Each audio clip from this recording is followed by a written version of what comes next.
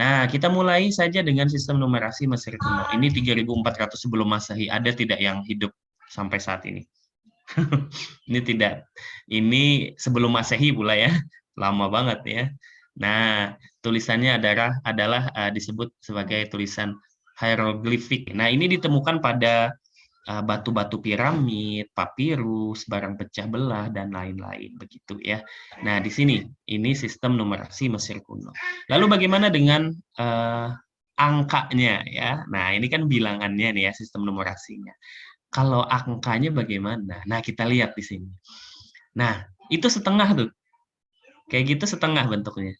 Kemudian kalau bawahnya 3, itu kayak mata Horus ya, Horus seperti itu kan. Nah, itu kan Mesir banget tuh. Nah, itu sepertiga. Nah, kalau setengah tuh yang di atas tuh setengah. Yang di sini setengah ya. Nah, kemudian yang ini adalah sepertiga. Nah, kemudian ada mata tercongkel ya kayak gitu ya, itu 2/3.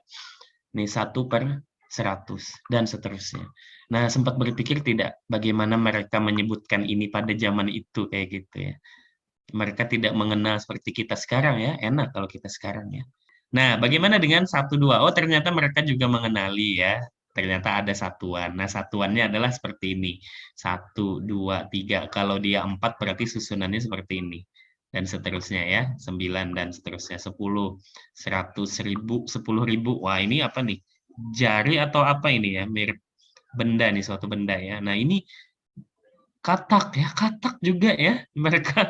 Nah, kemudian ini 1 juta. Nah, kalian nanti kan bisa tuh ngelihat ya artefak-artefak. Itu kan ada yang seperti ini, ada kataknya, kemudian ada eh, kalau kita balik tadi ada matanya. Ini paling sering nih kita temukan ya, paling sering kita temukan di Mesir kuno saat itu ya. Nah, di sini mereka menggunakan sistem numerasi yang seperti ini. Oke. Nah, kalau misalkan kita mau menuliskan misalkan angka 4, ya, berarti kan seperti ini. Kalau menuliskan angka 2321 berarti angkanya seperti ini. Ya. Nah, nanti pertanyaannya ya, bagaimana kalau kita menuliskan tahun yang sekarang, 2022. Nah, ini coba aja di apa? Dikerjakan nanti ya. Nah, nanti saya berikan filenya, nanti teman-teman bisa mencoba-coba untuk menuliskan angka 2022. Nah, ini kan kalau 2321 kan seperti ini. 2321 ya. Nah, ini kan 1, ini 300, ini 20. Jadi 2321. Nah, sama seperti ini. 1.000.001. 1.000.001 ya. Yang kayak orang. Yang ribetnya adalah ketika kita menggambar orang ini. Coba bagaimana gambar orang ini kayak gitu. Oke, ya mungkin zaman zaman dulunya seperti itu ya, zaman dulunya seperti itu. Zaman 3400 sebelum Masehi seperti itu. Oke, nah itu tadi adalah Mesir kuno, sistem numerasi Mesir kuno. Oke. Nah, aturannya bagaimana? Aturannya adalah penulisannya mendatar dari kiri ke kanan. Kemudian lambang bilangan yang sama dari kiri ke kanan maksimal 3 angka dasar. Maksimal 3 loh ya. Selebihnya tulis di bawah. Oh, begitu ternyata aturannya. Nah, tidak menggunakan sistem posisi. Oh, tidak menggunakan sistem posisi malah. Wah, ini malah agak agak ini ya, agak memusingkan ya. Kenapa? Yang tadinya kita kira terbalik, ternyata betul saja. 2321 bebas saja dia mau naruhnya di mana. Wah, ini aturannya agak agak menyulitkan ya ternyata sebenarnya ya. Jadi bebas saja. Beda dengan Romawi. Ingat ya, kalau Romawi kan sesuai aturan. Kalau dia di depan, berarti sifatnya adalah penjumlahan, menjumlah. Kalau dia di belakang, berarti sifatnya adalah mengurang. Kan begitu. Kalau yang lebih kecil di belakang, kayak gitu. Kalau seperti ini tidak. Dia tidak apa namanya tidak terpaku pada aturan, jadi bebas saja. Oke, nah itu tadi sistem numerasi untuk Mesir kuno ya. Nah sekarang kita masuk pada sistem numerasi Babilonia ya, Babilonia. Nah ini sejak 2000 sebelum Masehi.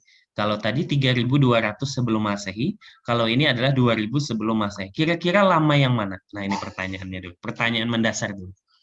Kalau Mesir kuno itu 3200 sebelum Masehi.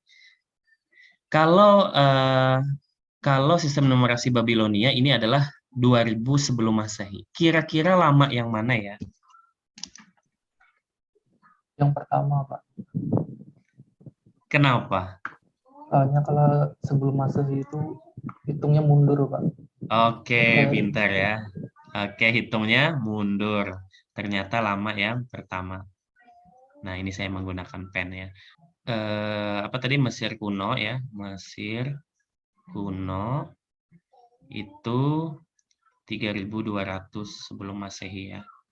Oke, jadi di pertengahannya itu adalah eh, Masehi gitu ya. Jadi Masehi itu jalurnya adalah ke kanan, kemudian sebelum Masehi itu adalah ke kiri. Nah, jadi semakin sedikit angkanya, maka semakin baru dia. Oke, begitu.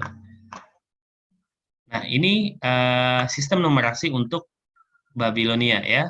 Nah, kemudian lambang bilangan dari Babilonia ini disebut sebagai cuneiform atau tulisan paku. Nah, bilangan yang kurang dari 60 ditulis dengan menggunakan angka dasar 10 dan sistem aditif atau pengurangan begitu. Nah, kemudian yang kedua adalah untuk bilangan lebih dari 60 dipakai tanda selang atau antara yang berarti angka di sebelah kiri tanda tanda dikalikan 60. Nah, mungkin ini aturan-aturan awalnya. Nah, kalian nanti akan bisa melihat pada contohnya. Oke, nah seperti ini. Bisa menghafal ini semua? Jangan ya, jangan dihafal, jangan dihafal. Kecuali memang kalian hobi ya. Saya itu dulu sebenarnya ya, cita-cita saya pengen jadi arkeolog. Pengen banget. Karena suka sekali yang namanya sejarah.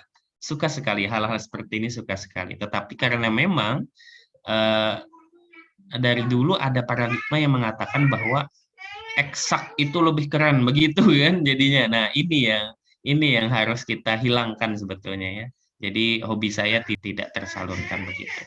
Tapi tetap sampai sekarang saya suka kok dengan sejarah gitu ya, apalagi sejarah kemerdekaan Indonesia, kenapa Pancasila itu ada itu luar biasa loh sebetulnya ya. Oke, kita lanjutkan ya. Mohon maaf, ada iklan lagi.